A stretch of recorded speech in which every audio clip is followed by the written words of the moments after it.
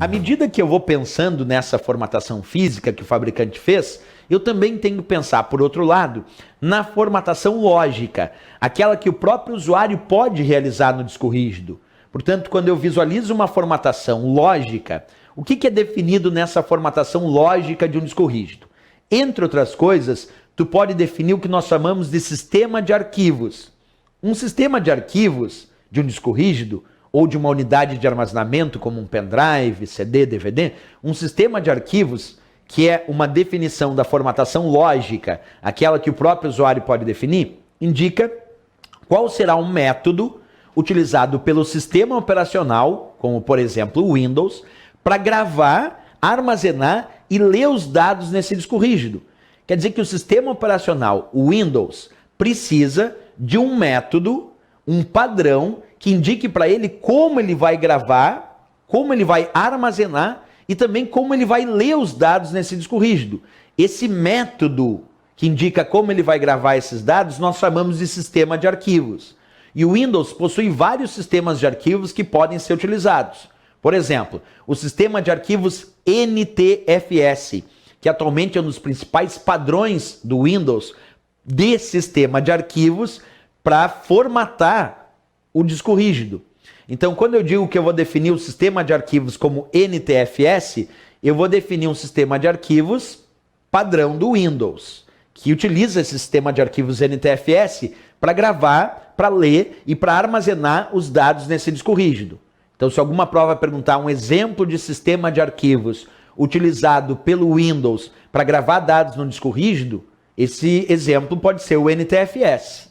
Tem outros exemplos de sistemas de arquivos, como por exemplo, FAT32, F-A-T, FAT32. É um outro exemplo de sistema de arquivos que o Windows pode utilizar para gravar dados em uma unidade de armazenamento.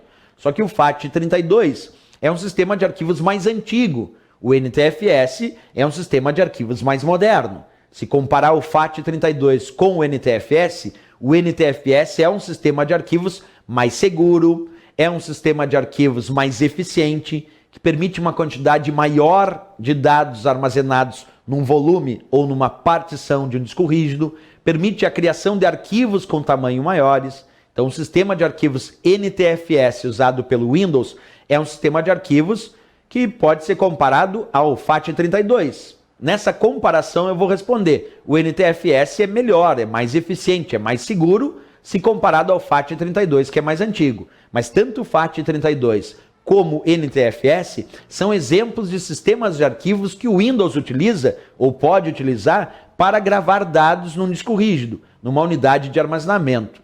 Essa é a ideia. Outra coisa que eu também posso definir na formatação lógica é o que nós chamamos de tamanho da unidade de alocação. Observa, tamanho da unidade de alocação também é um fator definido na formatação lógica daquele disco rígido, aquela que o próprio usuário realiza. E o tamanho da unidade de alocação também pode ser chamado de tamanho do cluster, C-L-U-S-T-E-R, C-L-U-S-T-E-R, cluster. O tamanho da unidade de alocação, o tamanho do cluster, define quantos setores terá essa unidade de alocação. Exemplo, se cada setor tem 512 bytes, como nós estudamos, observa, cada setor possui 512 bytes. Se eu tenho uma unidade de alocação com um setor, a unidade de alocação terá 512 bytes. Se eu tenho uma unidade de alocação com dois setores, 2 multiplicado por 512 vai dar 1024 bytes. Se eu tenho uma unidade de alocação definida com 4 setores, 4 multiplicado por 512 vai dar 2048 bytes. Se eu tenho uma unidade de alocação definida com 8 setores, 8 multiplicado por 512, 4096 bytes. Como, por exemplo, aqui nessa formatação que eu estou te mostrando.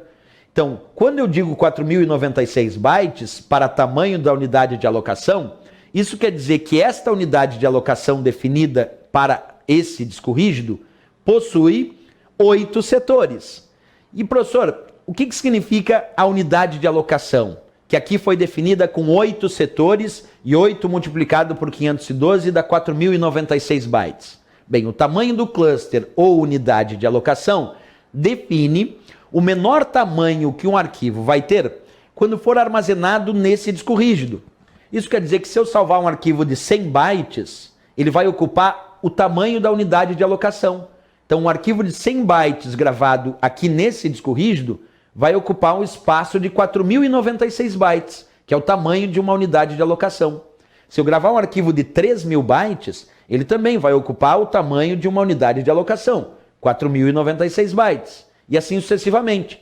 Agora, se eu gravar um arquivo de 5.000 bytes aqui nessa unidade, bem, 5.000 bytes é maior do que 4.096.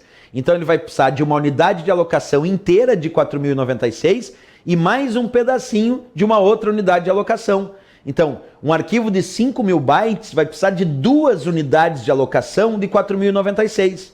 O arquivo de 5.000 bytes, então, se ele precisar de 2 unidades de alocação, vai ocupar 8.192 bytes, que é no valor de 2 unidades de 4.096. Então, os arquivos, na verdade, são gravados no disco rígido no que nós chamamos de unidades de alocação, que são formadas por setores de 512 bytes. Se a unidade de alocação tem 4.096 bytes, isso indica que ela tem 8 setores, e um arquivo será gravado nessa unidade de alocação. Mas vamos a um exemplo mais prático.